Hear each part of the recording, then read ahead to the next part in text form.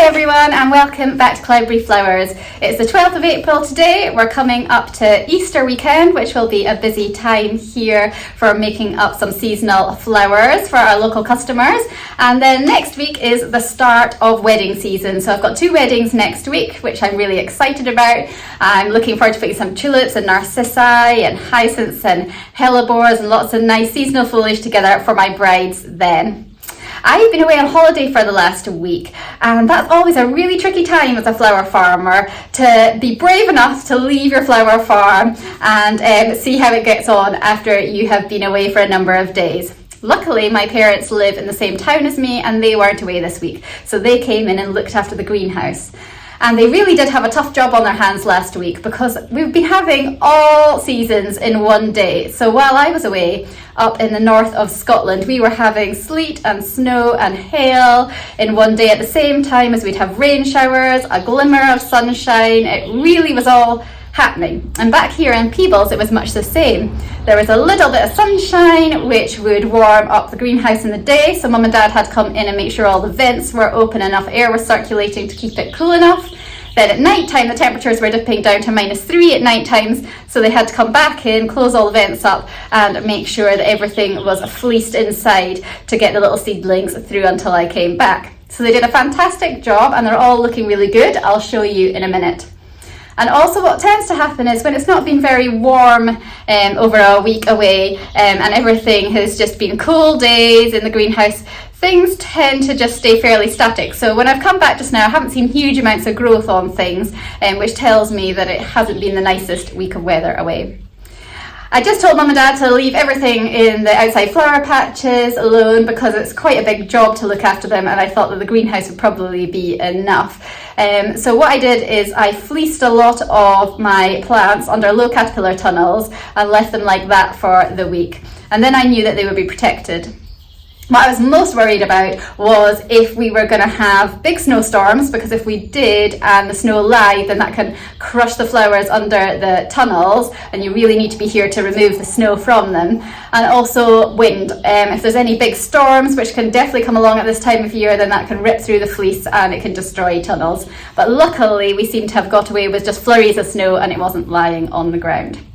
So I'll have a look around the greenhouse just now with you and we can see what things are looking like after my week away, and then we'll see what jobs I'm going to be doing this week. I've got some perennials that have arrived, so I've got some phlox which are bare rooted and I'm going to pot up. My chrysanthemums have come today from Chrysanthemums Direct, so they're little plugs that I am going to grow on and hopefully get some beautiful cut flowers from later in the year around August-September time.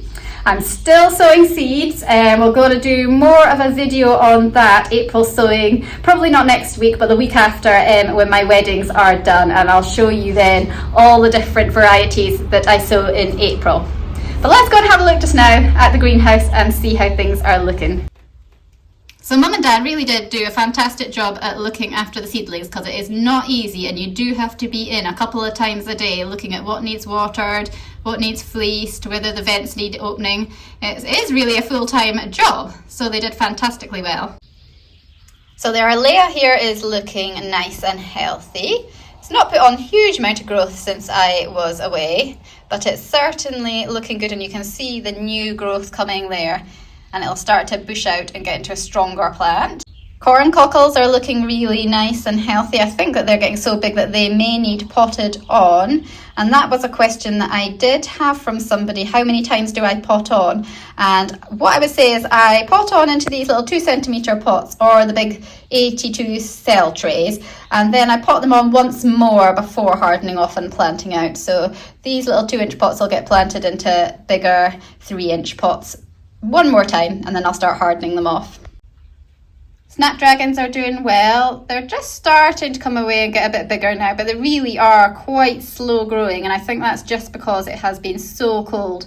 We just need some consecutive days of warmth just to get these going. One thing that's been growing really well while I've been away is the Phacelia. These are the leggy seedling Phacelia, and don't they look fantastic? They are just shooting away now, looking really nice, strong plants that will be able to get hardened off and get out in the garden very soon. January sown sweet peas are doing very well as well. These are going to be able to get hardened off and get out in the garden as well soon. So in the cell trays in a week there has been a little bit of growth, but not as much as I would have been expecting if it had been warmer weather. So this is a Gypsophila and it's looking good. It's starting to bulk out a little bit now. Salvia's doing well over here. You can always spot the odd cell where something hasn't taken, so you're always going to have 1 or 2 losses in amongst all your healthy plants. Cornflowers are looking good, they're getting really quite big in the H2 cell tray, so I think I'll get them out of that in the next few days and potted on one last time into a 3-inch pot, and then that will do them until they need hardened off and planted out. Larkspur is doing well. I've been really pleased with the germination of larkspur this year, and I think the reason that I've had good germination this year is because I bought some new seed, nice fresh seed, and that seems to have worked really well rather than trying to get my old seed from my old seed packets germinating. This is my January sown Achillea and it's looking really good. It's started to put on a lot of growth and I will be able to get this out hardening off in the next week or 2 as well. So a good 10-14 days of hardening off is ideal before planting them outside. I don't know whether you can just see here, but I have got some aphids on my Achillea down there. And aphids is something that I find is a little bit of a problem in my greenhouse. So what I've done this year for the first time is I've just ordered some ladybirds and they should hopefully be arriving in the post soon, and I will release them here into the greenhouse and we'll see if they can help with the aphid problem. Here's my Nigella. Nigella are one that I will also direct sow in the garden because they don't like a lot of root disturbance. I do find that they grow very well for me in pots, but I am super careful when I'm potting them on and when I'm moving them around, just to make sure I don't damage their fragile root system. Same with Amimagis as well. It's got a long taproot and it doesn't like getting disturbed too much either, so it's just a little bit of extra care when you are potting them on. This is a favourite of mine to grow from seed every year. It's Achillea the Pearl. It has lovely white little flowers that grow in the garden and I use them a huge amount in bouquets. This is my Butlerium. It's growing away nicely here. That's a tricky one to germinate sometimes. It likes darkness to germinate, and I'm really pleased I've got so many that are growing away because this was one of my favourite things to use as a filler and to bulk out my bouquets. It's just a really pretty limey green colour to add a bit of zing in your bouquets and show off the flowers at their best.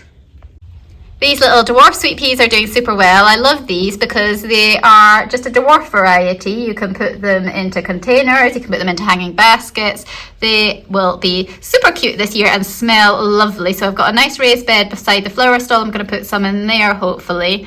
And I thought I'd just experiment, try something a little bit different because I'm always growing the really tall varieties. My rescued Hesperus, do you remember all that nibbled Hesperus that I showed you in my last video, where I had rescued it from the garden where it had been nibbled, repotted it in the greenhouse, and I've been looking after them in here. I showed you one that was coming away really well last week, and here's all the others. They're doing fantastically.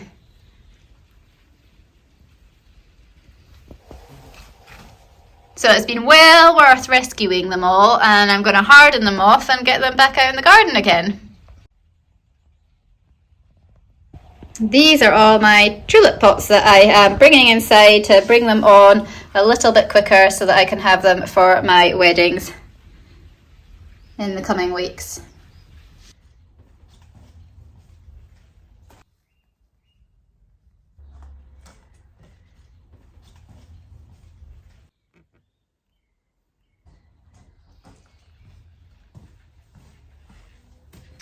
Over here is the ranunculus and the anemones and some of the last hardy annuals that I didn't get quite planted out before I left for my holidays. So I'm going to get these back out hardening off again because they've been in the greenhouse for a week. They were hardening off before I left, but then I had to have them in here for Mum and Dad to look after in the greenhouse. So they haven't been outside again for a week. So I backtracked a little bit with these and I'll need to harden them off again before getting them planted outside. So that's the job for this week as well. They were out yesterday and I'm going to put them out just now in a minute.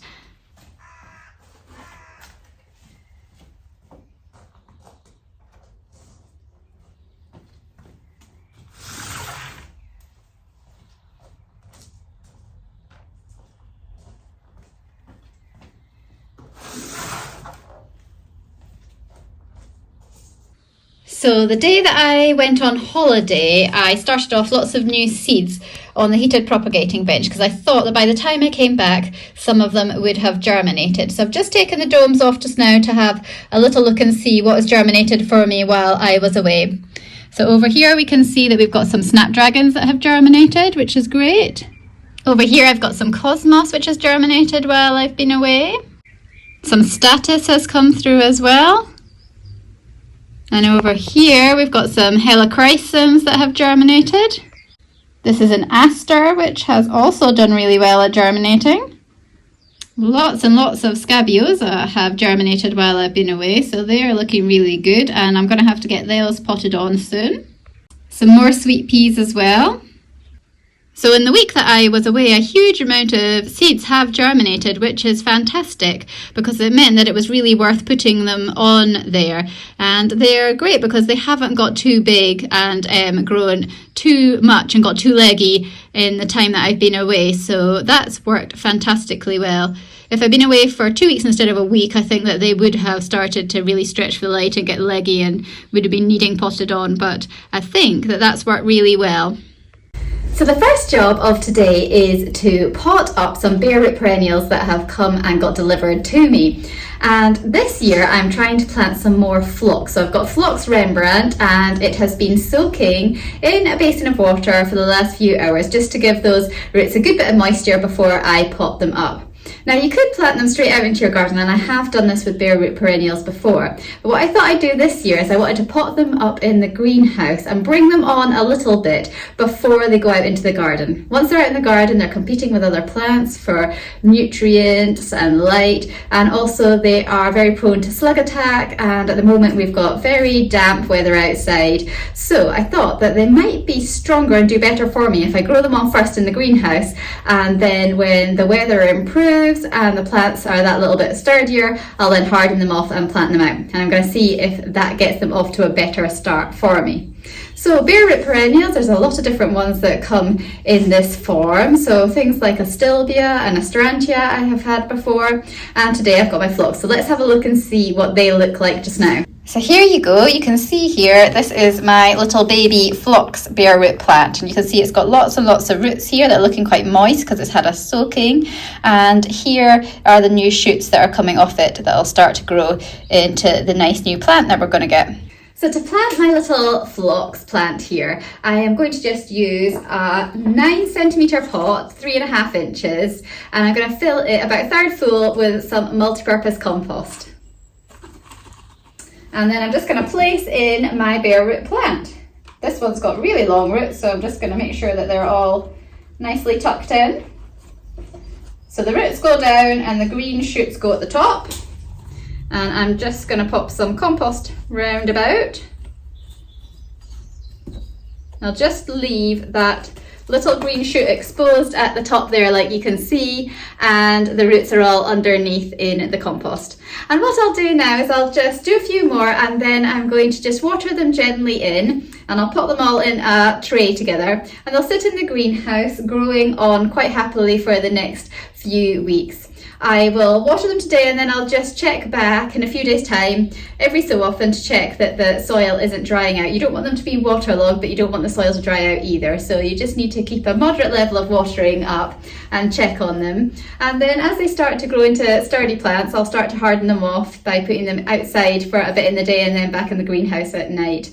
And then hopefully around about the time when the frosts are finishing, which for me is the end of May, early June, and I think it's grown into a strong enough plant to survive outside, I'll get it out into the garden and we'll watch and see how many flowers we can get from it this first year. So I've got all my phlox here potted up now, so I've got 10 plants all together, which will give me lots more lovely white scented cut flowers in the summers to come. So my next job is to plant up the chrysanthemums that have arrived in the post. So these come from Chrysanthemums Direct. They're always really good quality plug plants, and I really love chrysanthemums. I've only grown them for the last couple of years and I'm still learning a lot about them as I go along.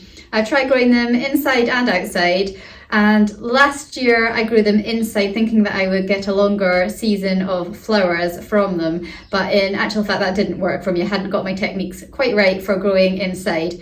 So what I want to do is I want to get them back outside again this year. I choose early varieties of chrysanthemums to grow because pushing them into late October, November for me, even though I've tried it, it just doesn't work. My flower season really does come to an end in October, and getting the flowers to keep going might work to a certain extent, but then I don't have other flowers to put the chrysanthemums with. The others are over. So what I'm going to concentrate on this year is early varieties of chrysanthemums, and I'm hoping they're going to flower for me in August, September time. And because they're early varieties, I am going to plant them outside once the risk of frost is past. So the first stage today in getting them to grow is to get them out of their bags, and we'll have a look here and I can show you what a plug looks like. So they're nice and moist, well watered, so that's good.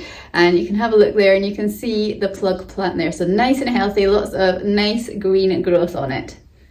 So what I'm going to do is I'm going to pot them up into the same size pots as my phlox. So that is a 3.5-inch pot, 9cm pot. And what you want to do is you want to water them in today, but then keep them moist but not waterlogged. So don't overdo it on the watering. And I'm going to keep them in a frost-free place in my greenhouse here where they can grow on into nice sturdy plants. And in a couple of weeks' time, we'll have to look at pinching them out. And this is also called stopping. And I'll do a video then and show you what I'm going to do then. And that will create more flowers for us later on in the season. Because there's a few different ways of growing chrysanthemums. You might want to grow them for display if you were going to a flower show, so you want exhibition flowers, or if you're me, you want to grow them for cut flowers, or you might just want to enjoy them in the garden. So there's a few different ways of growing chrysanthemums, and I'll show you as we go along in the next few months what I do with mine. So let's get started. We've got our little plugs here, and we've got our pots. And again, it's exactly the same. It's multi-purpose compost that's going in here. So I've got some just here, and then I've got my little plug plant. Pop it in with its roots down, and I'm just going to put some compost round about. I've got lots of different varieties here, so I have to make sure that I add the labels to them so that I know which is which.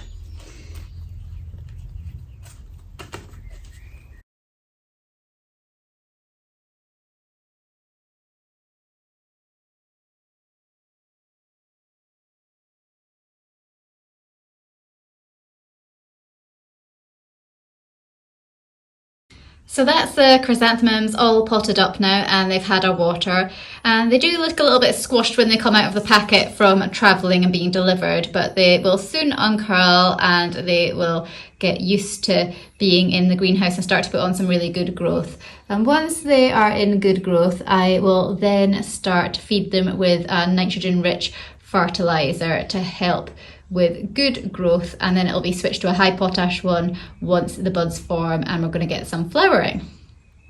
But I'll keep you up to date with how we're getting on with our chrysanthemums as we go. I also thought I would try buying some of the hardy varieties of chrysanthemum. So they had advertised on Chrysanthemum Direct some hardy garden varieties that should be able to be planted outside in your flower beds and should come back with flowers again year after year. Usually with the chrysanthemums, I lift them at the end of flowering and I store them dry over the winter time, and then I repot them in the spring. They put on new growth, and then I take cuttings from that parent plant, but I don't use the parent plant. It's all the new cuttings that I use going forward each year, or I also buy in some new plugs from Chrysanthemums Direct to start me off again. So I'm interested to see whether these hardy garden varieties will survive outside in our Scottish winter and whether they will keep producing flowers for me. So the tulips are starting to come now in the garden. It's taken them a while this year because we've had a colder spring. We had one very hot week back in March, and then ever since then it has been really very cold and we've had little growth in the garden, but they're starting to get away with it now, and the temperatures are set to rise, so very quickly all of these tulips will just burst into life and bloom for me. At the moment I am putting a lot of low caterpillar tunnels under fleece to just get the tulips to come on more for me, because then they will be ready for next week for my weddings. So these tunnels are great because they can allow light and the rain through to water the soil, but they can give that added protection and increase the temperature under the fleece surrounding the plants by a few degrees. So if it's going to be a near frosty night, that just keeps the temperature above freezing and keeps the plants nice and healthy down below. That can also help on bringing on those flowers that are close to being ready but just need a slightly warmer atmosphere to get them to flower. And last little picture today from outside in the flower patch of the stunning hellebores that I can't wait to use next week in the bridal bouquets. They're really special flowers and they're growing really well this year.